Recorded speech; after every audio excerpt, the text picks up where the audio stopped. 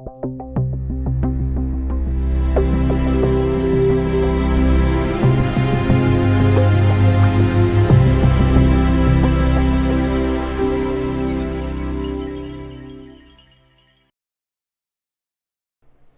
bienvenidos. Aquí estamos una vez más para profundizarnos en la palabra de Dios. Estamos estudiando la teología del pacto y en esta clase vamos a empezar con la lección 9. Hemos estado estudiando en las clases anteriores el término diadeke, el término en griego que traduce pacto en el Nuevo Testamento, y examinamos todos los textos en los cuales ocurre ese término y tratamos de entender cómo los escritores, los apóstolos y hasta Jesús mismo estaban usando ese término. Pero ahora vamos a volver a estudiar un poco más de Lucas 22 y también vamos a, en la clase que sigue, un texto sumamente importante en Romanos capítulo 8. Muy bien, vamos a orar y luego nos profundizamos un poquito más en Lucas 22. Gracias, Padre, por darnos esta oportunidad. Gracias por nuestro gran Salvador Jesucristo y por el Espíritu Santo que nos guía, que nos ilumina para que podamos entender las enseñanzas de Jesucristo en este texto. Ayúdame a mí a explicar con claridad lo que tu palabra dice para la edificación de tu iglesia y la capacitación de otros líderes y pastores. En el nombre de Jesucristo te lo pedimos todo esto. Amén.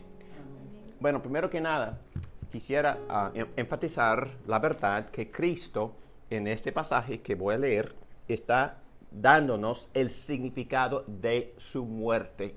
No está muy preocupado por explicarnos el significado de los sacramentos. No está muy preocupado para enseñarnos el significado ni de la Santa Cena. No, en este momento lo que tenemos es la exposición más completa, más profunda de cualquier otro pasaje en toda la Biblia de lo que significa la muerte de Jesucristo.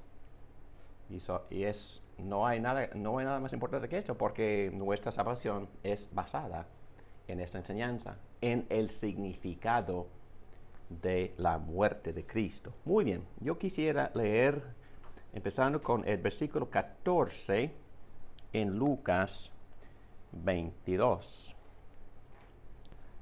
Dice así la palabra de Dios. Cuando llegó la hora, Jesús y sus apóstoles se sentaron a la mesa. Entonces les dijo: he tenido muchísimos deseos de comer esta Pascua con ustedes antes de padecer. Vamos a poder examinar cada frase en ese versículo. He tenido muchísimos deseos de comer esta Pascua con ustedes antes de padecer. Pues les digo que no volveré a comerla hasta que tenga su pleno cumplimiento en el reino de Dios. Luego tomó la copa, dio gracias a Dios y dijo: tomen esto y repártanlo entre ustedes.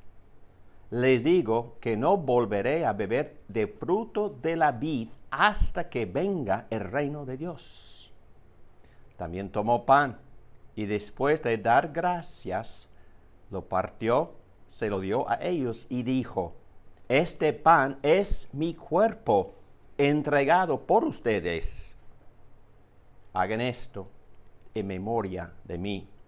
De la misma manera tomó la copa después de la cena y dijo: esta copa es el nuevo pacto en mi sangre, que es derramada por ustedes. Pero sepan que la mano del que va a traicionarme está con la mía sobre la mesa. A la verdad, el Hijo del Hombre se irá según está decretado, pero ay de aquel que lo traiciona. Entonces, aquí vemos la institución de la Cena del Señor, y otra vez el significado de este pasaje es la explicación que Jesús mismo nos da acerca de su obra propiciatoria. Palabra muy importante. Más adelante vamos a definir esas palabras. Pero ustedes deben estar pensando, ¿qué significa propiciación? Pero también a veces la Biblia traduce el mismo término expiación. Entonces, ¿qué significa expiación? ¿Qué significa propiciación? Son términos que son sumamente importantes y con un énfasis un poco distinto. Entonces, primero que nada, vamos a examinar las inquietudes de Jesús. Jesús llega a esta mesa con ciertas expectativas, con ciertas inquietudes. Y primero que nada, ya hemos dicho esto, Jesús no está enseñando aquí una teología de los sacramentos, ni de la Santa Cena. Lo que se preocupa a Jesús es explicar en esta cena el significado de su muerte. Entonces aquí vemos las dos palabras, los pactos y la expiación de Cristo. Esta es la exposición más grande acerca de la doctrina de la propiciación de Jesús en la historia del mundo.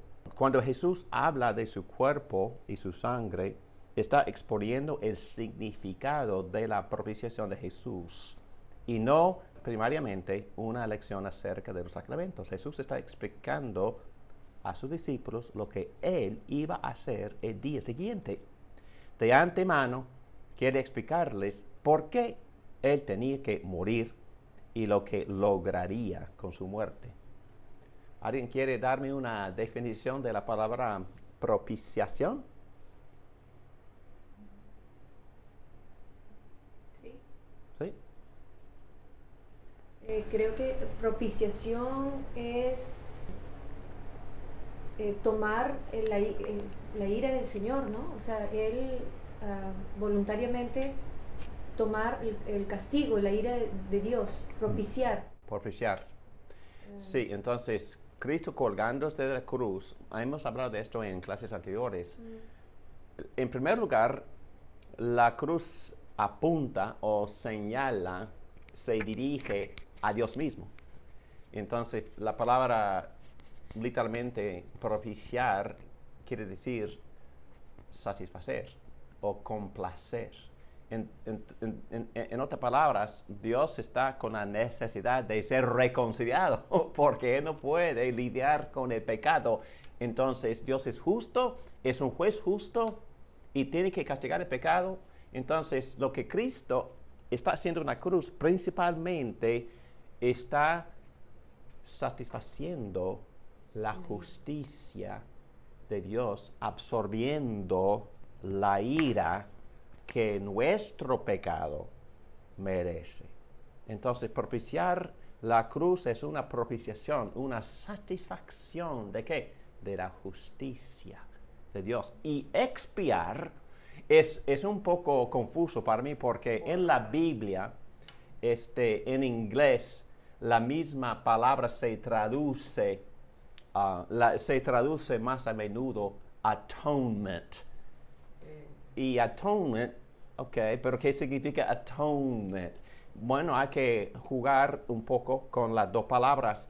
En mi opinión, es mejor traducir el término propiciar, pero también tiene el aspecto expiar. Recuerdan que en Levítico 16 es que habían 2 chivos, ¿verdad? Y el sacerdote confesó los pecados de Israel sobre un chivo. ¿Y qué hizo con el chivo?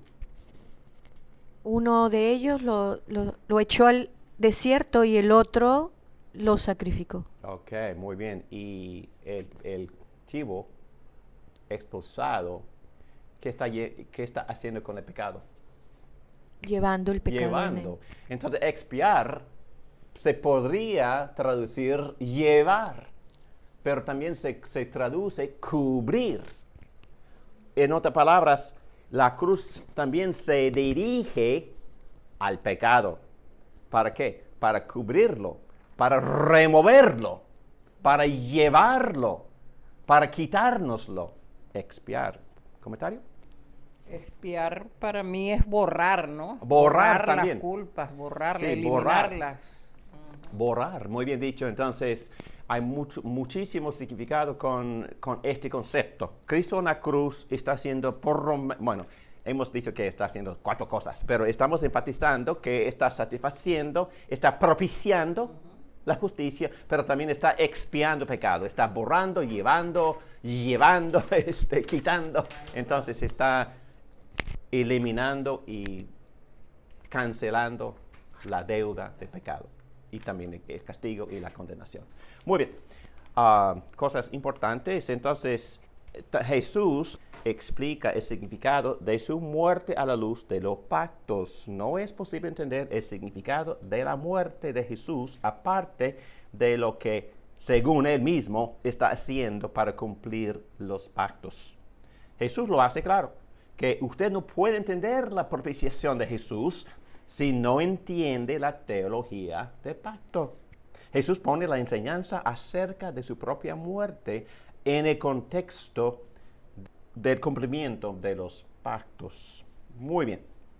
Y ahora vamos a hablar un poquito del significado del lugar. ¿Dónde están ahora celebrando las Pascuas? En el monte del templo, o en el monte que se llama Moría, ¿verdad? Entonces, hemos hablado de este principio de la hermenéutica en clases anteriores, pero vemos en el Antiguo Testamento, en los pactos, en el Antiguo Testamento, vemos profecías explícitas, ¿verdad? Pero también vemos profecías simbólicas. Por ejemplo, el sistema de sacrificio. También es una profecía ¿de qué? De sacrificio, del sacrificio de Jesucristo. Pero también la misma narrativa tiene ciertos énfasis proféticos.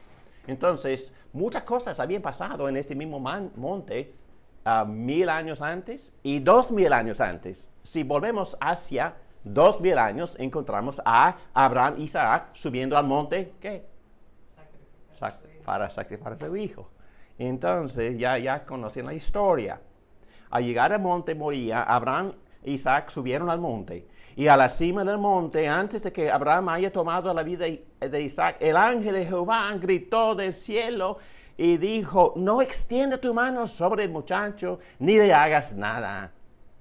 Entonces alzó Abraham sus ojos y vio a sus espaldas un carnero, trabado por los cuernos en un zarzal. Fue Abraham, tomó el carnero y lo ofreció en holocausto en lugar de su hijo, y llamó a Abraham a aquel lugar: Jehová proveerá. Por lo tanto, se dice hoy en Génesis 22:14, en el monte Jehová será provisto. ¿El significado?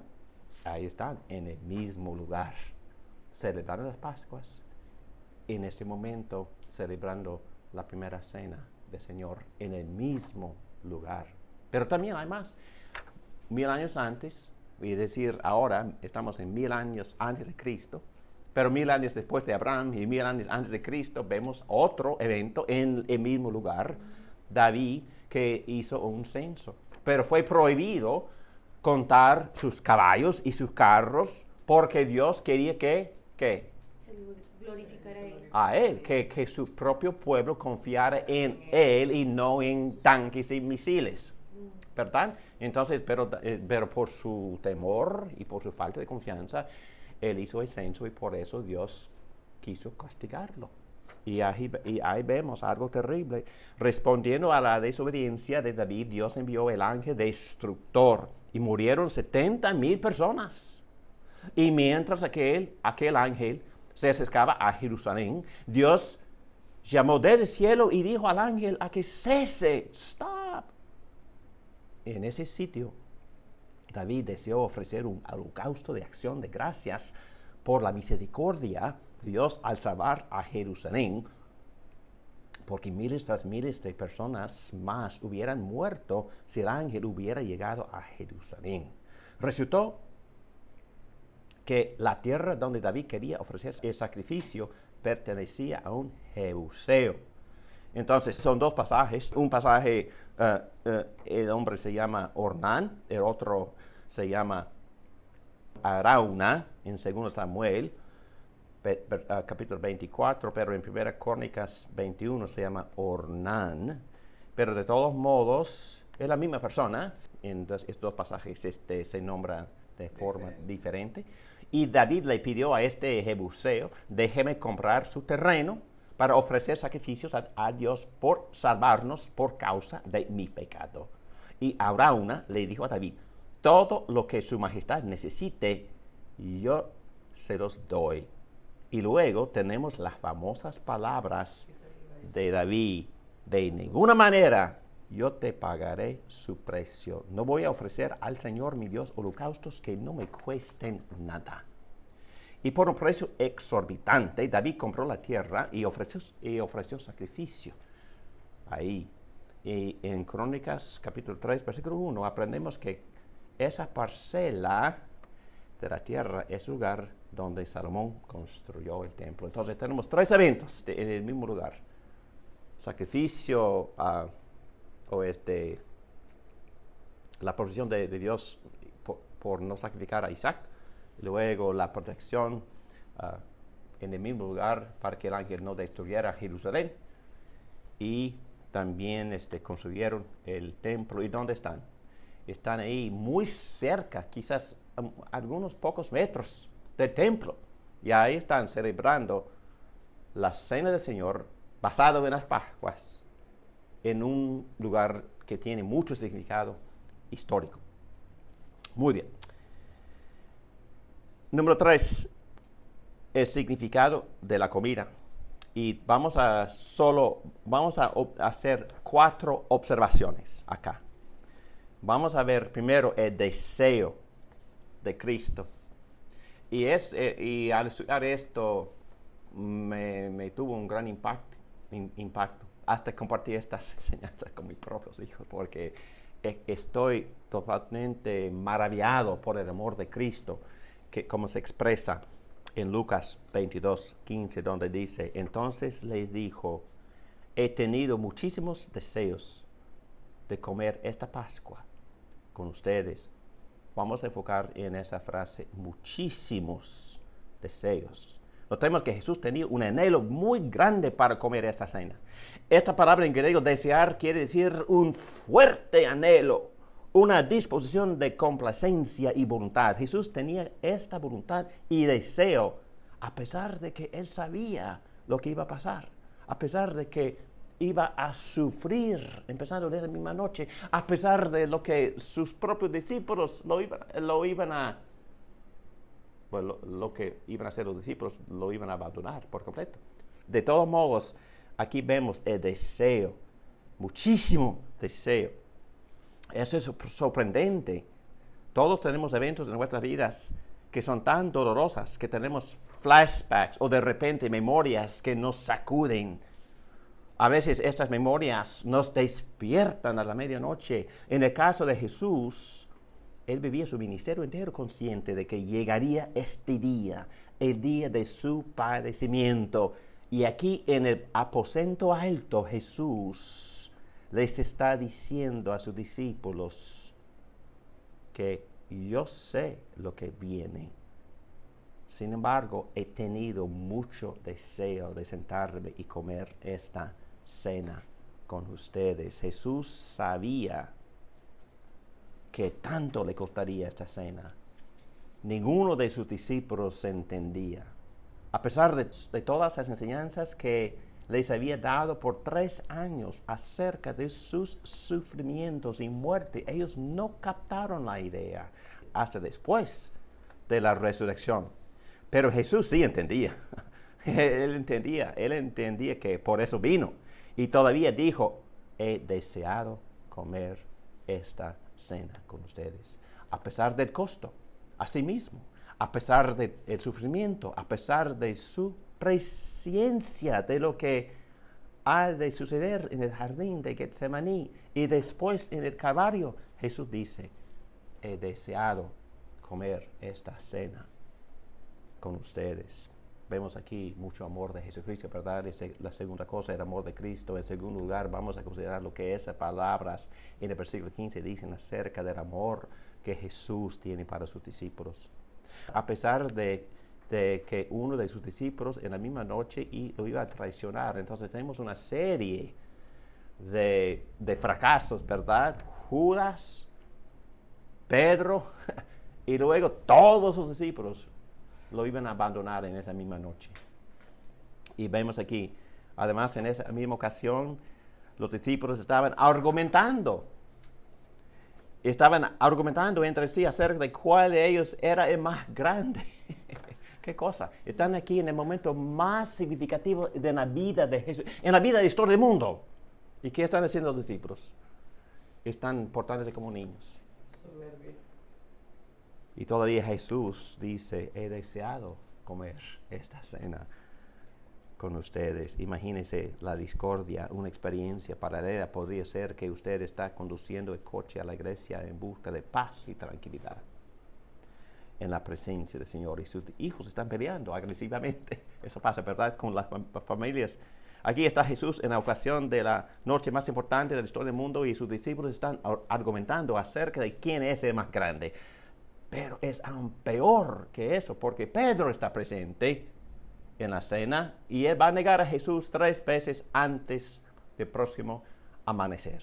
Y Jesús sabe que esta misma noche todos los discípulos lo van a abandonar. Y vemos esto en Mateo 26, versículo 56. Pero todo esto ha sucedido para que se cumpla lo que escribieron los profetas. Entonces todos los discípulos lo abandonaron y huyeron. Jesús, sabiendo que Judas lo va a traicionar y que Pedro lo va a negar y que todos lo van a abandonar en su hora de necesidad más grande todavía, por amor, Él quiere celebrar la cena con ellos. Bueno, el profesor que preparó esta clase también da otra referencia paralela a este evento, en este caso en la vida del apóstol Pablo. Segundo a Timoteo capítulo 4, versículo 16, dice así: en mi primer defensa nadie me respaldó, sino que todos me abandonaron. ¿Dónde está Pablo? En este momento está en Roma. En Roma, en la cárcel. Y está a punto de ¿qué? De defenderse ante quizás Nerón, ¿verdad? Nerón. El emperador. Qué tragedia más inimaginable. Aquí está el apóstol Pablo en la culminación de su ministerio, está a punto de testificar a Cristo ante la Corte Suprema de Roma, cerca del palacio del emperador Nerón, y nadie está a su lado, ni Lucas, ni Timoteo, ni Tito, ni Juan Marcos, y Pablo está completamente solo. Lamentablemente, el gran testimonio de Pablo ante esa corte no fue recordado porque ningún cristiano se quedó con Pablo. Interesante. Pablo fue completamente abandonado, pero entendemos que Pablo simplemente está siguiendo los pasos de su Señor. Pero es especialmente conmovedor lo que Pablo dijo en el versículo 17. Dice, pero el Señor sí estuvo a mi lado y me dio fuerzas para que por mí se cumpliera la profecía que dijo, todas las naciones la oirán. Volviendo a Lucas 22, Jesús, sabiendo que todos lo iban a abandonar, dijo, he deseado comer esta cena con ustedes. Esto nos dice que nuestra esperanza no está basada sobre nuestra fidelidad. En cambio, nuestra esperanza está basada ¿dónde? En Jesucristo, en la fidelidad de Jesucristo, en el amor de Jesucristo. Eso no es pretexto para pecar, pero es un gran alivio y nos da mucha seguridad, mucha confianza, porque Cristo nos ama a pesar de todos nuestros defectos. Y eso debe de motivarnos a una consagración más fiel a Él. Jesucristo tiene un amor increíble para nosotros. Jesús conocía el corazón de sus discípulos y todavía dice que desea comer con ellos. Este pasaje es uno de los pasajes más grandes en toda la Escritura que nos comunica el amor de Cristo. Es asombroso que Jesús dijera a este grupo de hombres que le iban a fallar en su hora de necesidad más grande. He deseado comer esta cena con ustedes. Ese es un testimonio acerca del amor del Salvador. Y luego también Jesús quiere en este mismo pasaje explicar el significado y la necesidad de sus sufrimientos y muerte en la misma oración, Él dice, he deseado comer esta cena con ustedes antes de que padezca. Entonces Él sabe que va a padecer, que va a sufrir esta misma noche. Otra vez Jesús está diciendo a sus discípulos que deben anticipar el sufrimiento que Él va a padecer. Él ha estado avisándoles acerca de esto a través de su ministerio. Ha estado explicándoles que Él es el Mesías y que Él debe sufrir las dos cosas. Y no comprendieron. Pero los discípulos no entendían. Aquí, en esta ocasión, Él le dice una vez más, antes de que sufra, voy a sufrir. Lo que va a suceder conmigo mañana no es un accidente. No es nada de que yo no estuviera preparado. No es una interrupción en el plan de Dios. No es plan B. ¿Por qué decimos eso? Porque en este curso hemos examinado algunas de las enseñanzas de los dispensacionalistas clásicos que dicen que este es plan B. Es que por rechazar a su Mesías, Dios tuvo que implementar plan B. Pero diríamos nosotros que no, esto había planeado desde antes de la creación del mundo. En el consejo de la Trinidad, Dios Padre había decretado que esto sucediera y Jesús mismo se hizo voluntario y el Espíritu Santo también había prometido, yo voy a hacer todo lo posible para aplicar la redención de Jesucristo a los elegidos. Entonces, esto es la implementación del plan A, que Dios había decretado desde antes de la creación del mundo. No es ningún tipo de interrupción, no es plan B, es plan A. Los discípulos no entendían en ese momento, pero después de la resurrección fue para ellos de mucho ánimo recordar que Jesús había profetizado todo lo que sucedió. Ellos se acordaban a sí mismos diciendo, Él nos contaba en varias ocasiones que todo esto iba a suceder. No lo entendíamos, pero Él, Jesús, sabía y predecía su padecimiento. Entonces, también se puede decir que lo que Jesucristo sufrió era una gran injusticia. En un sentido es la verdad. Su juicio y ejecución fueron inmorales e ilegales. Pilatos había dicho, este hombre es inocente, y de todos modos lo sentenció de muerte en una cruz. En algún sentido, la muerte de Jesús fue un asesinato. Su vida le fue quitada ilegalmente. Pero por otro lado, Jesús no fue una víctima porque su muerte fue deliberada. Jesús había dicho, me gusta mucho este texto en Juan 10, versículo 17, yo pongo mi vida para volver a tomarla. Nadie me la quita, sino que yo la doy por mi propia cuenta. Yo tengo poder para ponerla y yo tengo poder para volver a tomarla. Entonces, Él entendió el plan y Él entiende su propio poder. Entonces, su muerte fue un acto de su propia voluntad. De verdad, es interesante que la muerte de Jesús le vino rápido. Es otra cosa de mucho interés. La gente se sorprendió porque típicamente la muerte por crucifixión tomaba 3 o 4 días. Lo que sucedió fue de que el crucificado ya no pudo levantarse para respirar y se asfixió o sufrió un infarto de miocardio porque el cuerpo trabajaba tan duro para poder seguir funcionando mientras lidiaba con la pérdida de sangre y la falla de sus órganos. En cambio, Cristo estuvo en la cruz por algunas pocas horas. Y cuando los soldados volvieron a Pilatos para decirle que Jesús ya se había muerto, Pilatos estaba sorprendido. En parte, la explicación es que Él determinó la hora de su muerte. Por eso las palabras, en tus manos encomiendo mi espíritu. Jesús había decidido entregar su vida. Es importante que nosotros entendamos, si vamos a entender la cruz, que la vida de Jesús no le fue quitada. Su muerte no fue una muerte que Él no haya anticipado. Jesús deliberadamente entregó su vida y él sabía que iba a sufrir.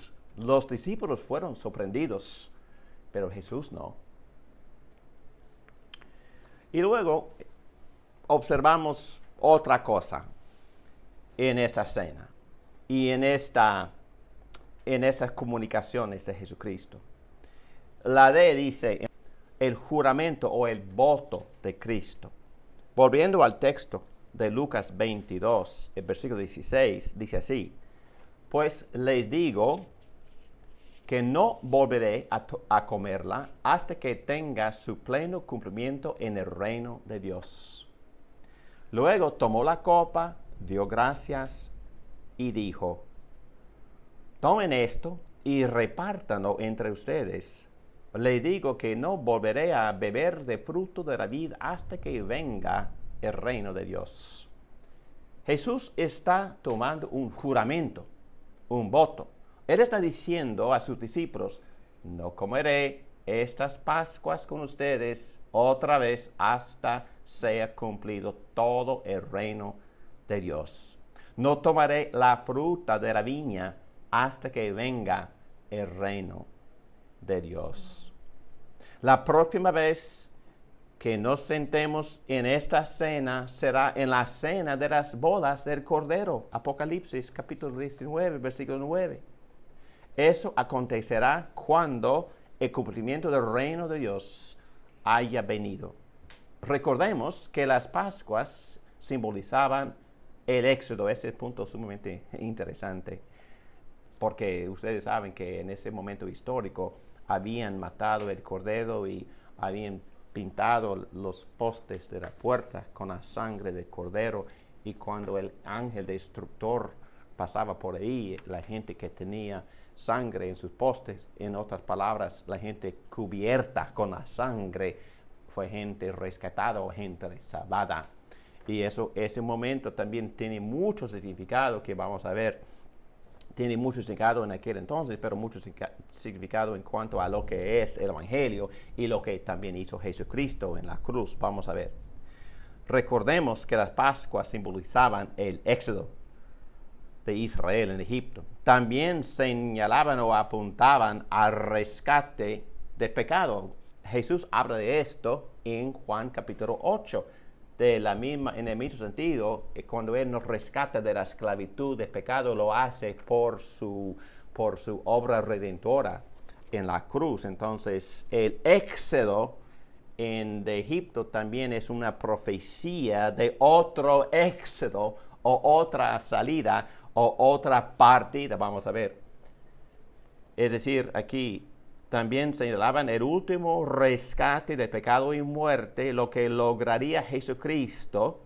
Lucas había indicado esto en Lucas capítulo 9, versículo 31. Moisés y Elías estuvieron conversando con Jesús en el monte de la transfiguración, y Lucas nos dice lo que estaban discutiendo. Estaban discutiendo que la partida de Jesús. Es muy interesante que la palabra en griego traducida partida es la palabra exodón. En otras palabras, éxodo. Entonces estaban discutiendo el éxodo de Jesucristo, la partida. Éxodo tiene que ver con la redención de Israel, pero éxodo o las Pascuas con el éxodo están señalando el éxodo o el rescate que Cristo logra para nosotros por derramar su sangre en la cruz, pero su propia muerte también se llama exodón o éxodo. En otras palabras, el éxodo es una palabra llena de significado y casi tiene todo el contenido de nuestra salvación. Hay mucho simbolismo, ¿verdad? Muchísimo, porque también creo que la cruz tiene que ver con el bautizo. Hay un bautizo allí. Ajá. El éxodo es un bautizo también, porque pasan en el agua, ¿no? O sea, como pasando el pueblo. Pedro lo habla Pedro lo habla así, exactamente. ¿No? En la cruz es un bautizo, y el éxodo es que sacan a Cristo fuera del pueblo, que hacían con los que mataban en cruces, los sacaban fuera para que murieran afuera. Entonces un éxodo también, ¿no? Claro. Muy buen punto y buen principio de la hermenéutica, porque empezamos la clase diciendo que no solo las profecías explícitas señalaban a Cristo, pero también la narrativa misma. Pero hay que tener cuidado porque hay que usar la narrativa, así como Jesús explica la narrativa y como los apóstoles explican la narrativa. Pero como ya habías dicho, los apóstoles sí hablan del Éxodo, la narrativa del Éxodo, como un gran simbolismo de todo lo que se implica por la salvación, por la redención, por el rescate de Jesucristo. Éxodo es como una emigración de la persona. Sí. Para ¿Y de dónde estamos emigrando? De la esclavitud, ¿verdad? De la esclavitud de pecado. Pero es muy interesante aquí que la misma muerte de Jesucristo se llama un éxodo, porque él salió, ¿verdad? La palabra aquí es una partida. Entonces él se murió, pero él se murió para efectuar otro gran éxodo, ¿verdad? El éxodo verdadero, el éxodo de la esclavitud de los pecados, así como Cristo enseña con claridad en Juan capítulo 8. ¿La palabra éxodo qué significa? Salir. Partir, solamente. Salir, Sí. partir, y por eso traducen la palabra partida aquí en Lucas 9:31. ¿Ok? Y entonces hay que... Y el profesor Ligon Duncan está diciendo, por su conocimiento de griego, por favor, no se puede pasar por alto el significado aquí, porque la misma palabra traducida, partida, es exodón. Entonces, con intencionalidad, Lucas se hace referencia al éxodo, diciendo que la muerte de Cristo es otro tipo de éxodo que efectúa otro éxodo, el éxodo más grande en nuestra redención y salvación, el éxodo, como ya usted dijo, éxodo de la esclavitud de pecado y muerte. Entonces aquí tenemos la salvación en términos bastante claros, y recordando el punto de esta clase, estamos con libertad volviendo al Antiguo Testamento porque Cristo mismo vuelve al Antiguo Testamento, vamos a ver en su explicación de todo esto en términos del Nuevo Pacto. Entonces, los apóstoles tienen que volver a dónde para poder entender o empezar a entender las palabras, las enseñanzas de Jesucristo en la última cena. Tienen que volver a dónde, a Jeremías, porque Jeremías es el primer gran profeta quien habla con claridad de ¿qué? Del nuevo pacto. Pero también tiene que volver a Ezequiel, porque también Ezequiel habla de muchas profecías acerca del nuevo pacto. Y vamos a ir allá en la segunda parte de esta misma clase, pero Jesús, cuando Él levanta la copa, ¿qué dice? Esta copa es el nuevo pacto. Wow. Oh, entonces, en la mente de los apóstoles, ¿a dónde van? A Jeremías. Porque no saben nada del nuevo pacto, excepto por las profecías de Jeremías y de Ezequiel. Entonces, Cristo está conectando todo lo que fue profetizado bajo esos pasajes muy significativos en el Antiguo Testamento, bajo el Antiguo Pacto, las profecías acerca del Nuevo Pacto.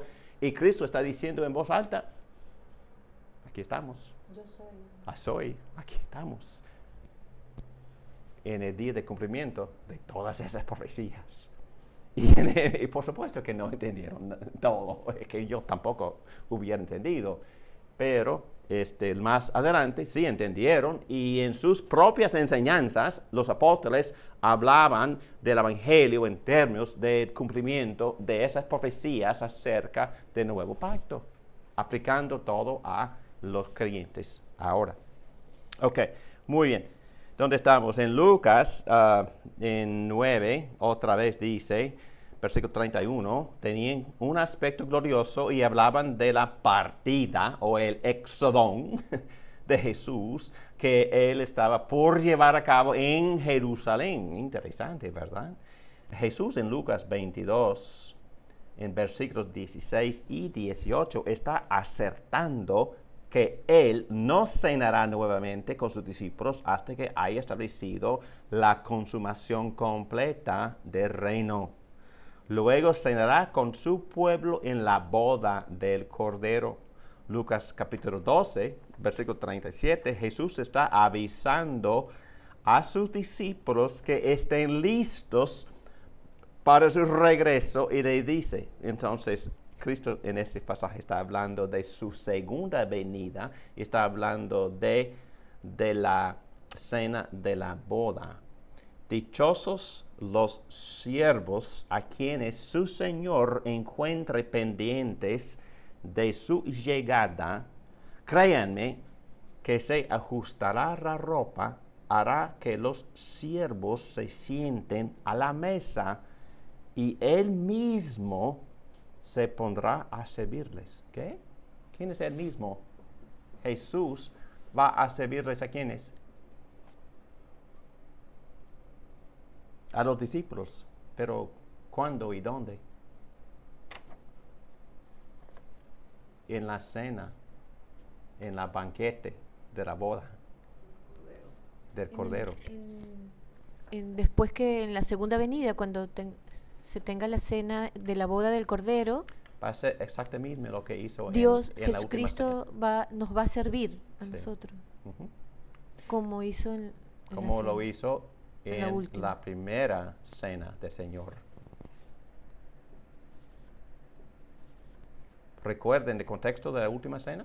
Cuando los discípulos llegaron al aposento alto, no había ningún siervo ahí para lavar sus pies. El acto de lavar los pies eran ambos un ritual ceremonial y una cortesía. Tenían que caminar los discípulos un par de millas para llegar y sus pies estarían sucios. Hubiera sido conveniente tener un siervo ahí para lavarles los pies, pero no había ninguno. Y ninguno de ellos estaba dispuesto a humillarse para ocupar el papel de un siervo y lavar los pies.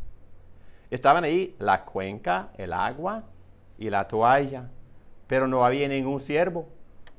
Y ya sabemos lo que hizo Jesús, ¿verdad? Él lavó los pies de los discípulos.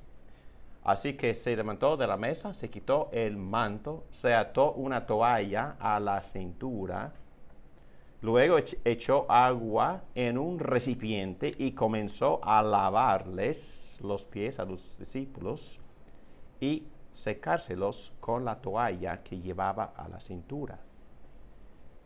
En capítulo 22, versículo 27 de Lucas, Jesús se quitó su manto, se envolvió en la toalla de un esclavo oriental y se arrodillaba ante cada uno de sus discípulos para lavar sus pies.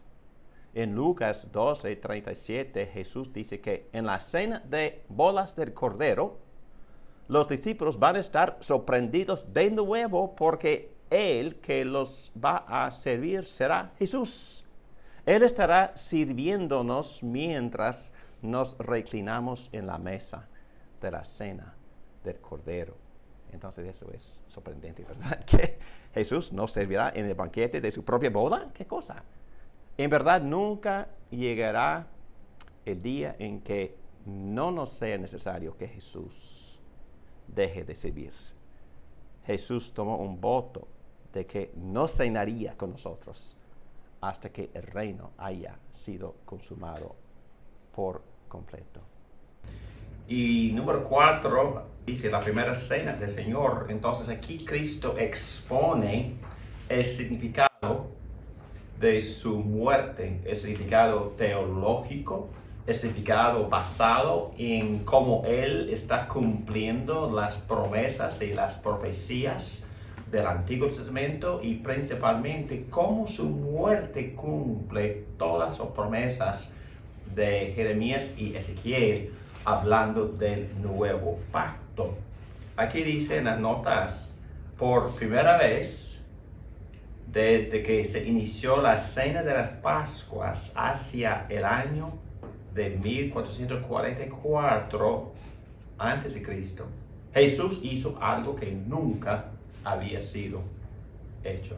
Tomó pan, lo partió, se los dio a ellos y dijo, este es mi cuerpo que por ustedes es entregado. Vamos a estudiar el significado de esa frase porque está muy rica de significado teológico acerca de nuestra salvación.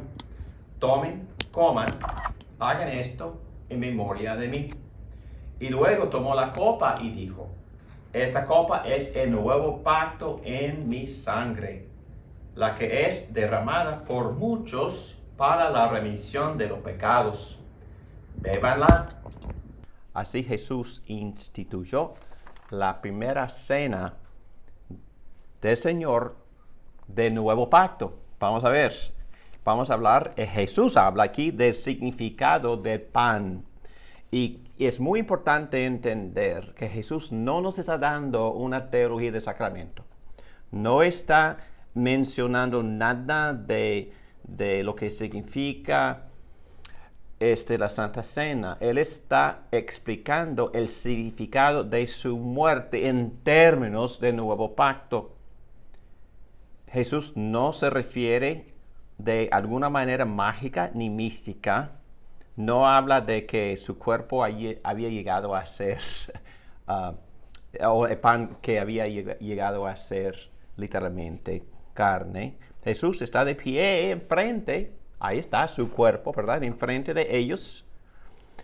Y no se le hubiera ocurrido a ningún discípulo en aquel momento, ni a ningún judío del primer siglo, que el pan se había convertido literalmente en el cuerpo de Jesús, ni la copa literalmente en la sangre de Jesús. Además, a través de su ministerio, Jesús utilizaba metáforas para referirse a sí mismo. Por ejemplo, él dice, soy la puerta.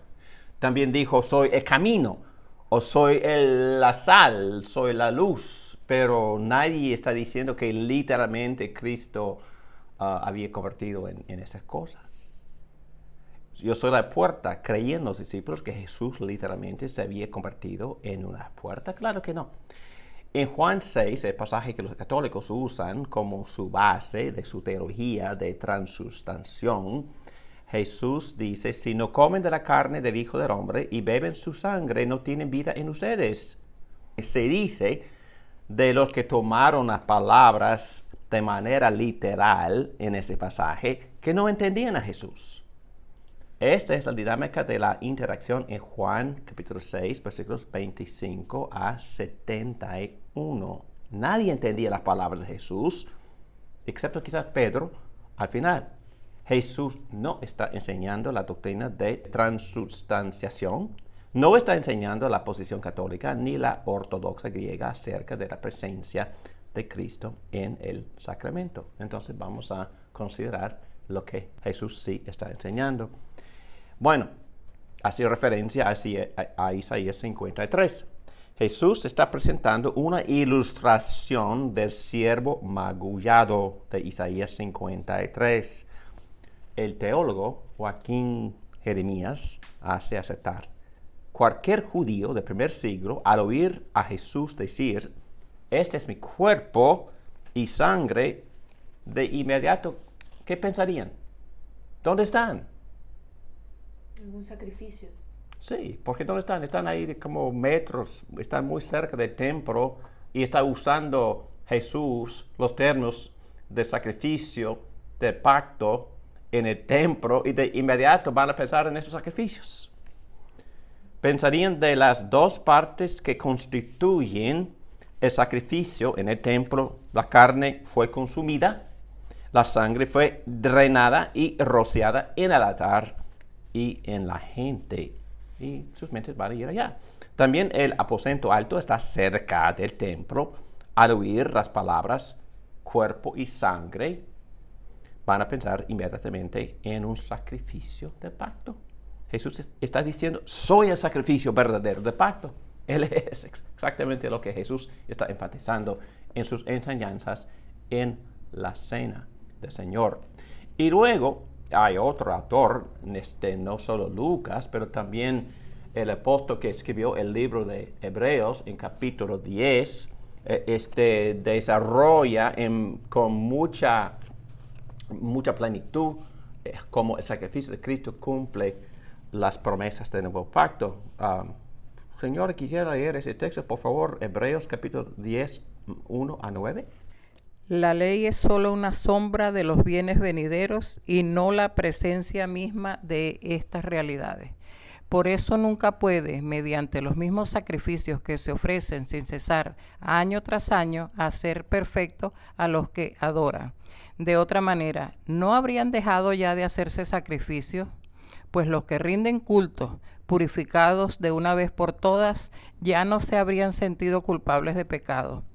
Pero esos sacrificios son un recordatorio anual de los pecados, ya que es imposible que la sangre de los toros y de los machos cabríos quite los pecados.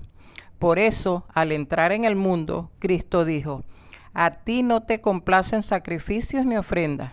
En su lugar, me preparaste un cuerpo. No te agradaron ni holocaustos ni sacrificios por el pecado. Por eso dije: aquí me tienes, como el libro dice de mí. He venido, oh Dios, a hacer tu voluntad. Primero dijo: sacrificios y ofrendas, holocaustos y expiaciones no te complacen ni fueron de tu agrado, a pesar de que la ley exigía que se ofrecieran. Luego añadió: aquí me tienes, he venido a hacer tu voluntad. Así quitó lo primero para establecer lo segundo. Y en virtud de esa voluntad somos santificados mediante el sacrificio del cuerpo de Jesucristo, ofrecido una vez y para siempre. Muy bien, gracias. Interesante, ¿no? Es que es un pasaje paralelo para confirmar exactamente lo que Jesús está enseñando en la cena del Señor. Fíjense en cuántas veces Jesús dice con claridad que hay un sustituto de los sacrificios de los animales. ¿Y cuál es ese sustituto?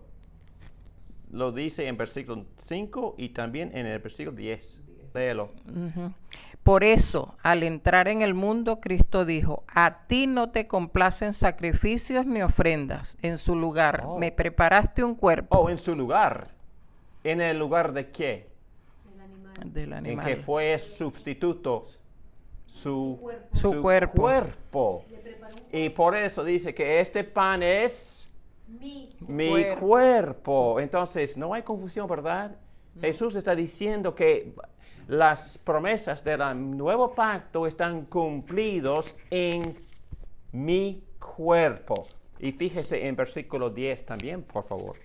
Y en virtud de esa voluntad somos santificados mediante el sacrificio del cuerpo de Jesucristo. El cuerpo de Jesucristo. El pan representa su cuerpo. Ok, otra cosita. ¿Quién preparó y quién fue preparado este cuerpo? Versículo 5.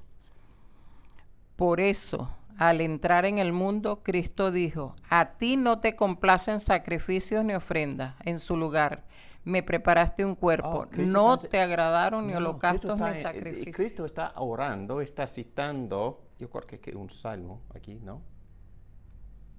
A ver, vamos a buscar el texto del Antiguo Testamento, pero Cristo está, tú preparaste, ¿quién preparó el cuerpo? Me preparaste un cuerpo. ¿Me preparaste un cuerpo? ¿Quién? Dios. El Padre. Entonces, esta es una referencia al pacto de redención en la eternidad. Habían decidido antes de la creación del mundo a preparar cuerpo. Wow. Entonces, Cristo ya estaba anticipando todo esto desde antes de la creación del mundo, porque Dios mismo había preparado cuerpo para él. Y este cuerpo, según el versículo 10, en virtud de esa voluntad somos santificados mediante el sacrificio del cuerpo de Jesucristo ofrecido una vez para siempre. Este pasaje ilustra este punto de manera muy clara y bella. El autor está diciendo que Jesús es el sacrificio verdadero. La sangre de toros y chivos no perdonó ni un solo pecado, según el autor de los Hebreos. Durante 1400 años, los sacrificios del sistema mosaico no perdonaron ni un solo pecado, pero el cuerpo de Jesús fue traído a este mundo para que Él fuera el sacrificio por los pecados. A decir a sus discípulos, este es mi cuerpo. Él quiere decir, yo soy el sacrificio verdadero por los pecados. Fíjese en el lenguaje que Jesús usa. Este es mi cuerpo que es entregado por ustedes.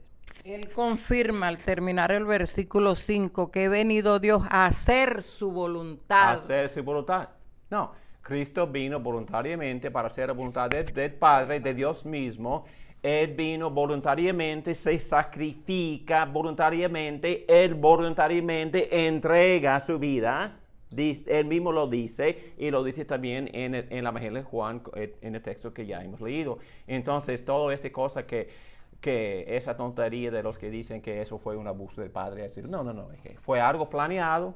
Dios mismo, vamos a ver en otra clase que el Padre sufrió igual, ¿verdad?, que Jesucristo.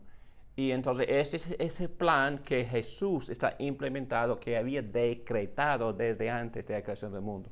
Creo que el salmo a que se refirió es 46. Muy bien, gracias. Dice, sacrificio y ofrenda no te agrada. Has abierto mis oídos, holocausto y expiación no has demandado. Entonces, en un sentido, esos sacrificios eran importantes, eran esenciales, porque señalaban, profetizaban el sacrificio del Cordero de Dios. Entonces tenía su propósito, por supuesto que sí, pero en sí no perdonaron a los pecados. Pero anticipaban, era acto de obediencia, sacrificar animales en el Antiguo Testamento, porque eran profecías, símbolos, y como dice el autor, eran sombras que proyectaban, que anticipaban lo que se llama la realidad. Entonces, ¿quién es la realidad de esas profecías, de estos símbolos, de estas sombras? Cristo mismo. Es la realidad, el sacrificio del animal es sombra, es símbolo, es profecía, es señal. Señalaba la realidad que es Cristo mismo. Interesante, ¿no? Vamos a terminar ahí y luego seguimos.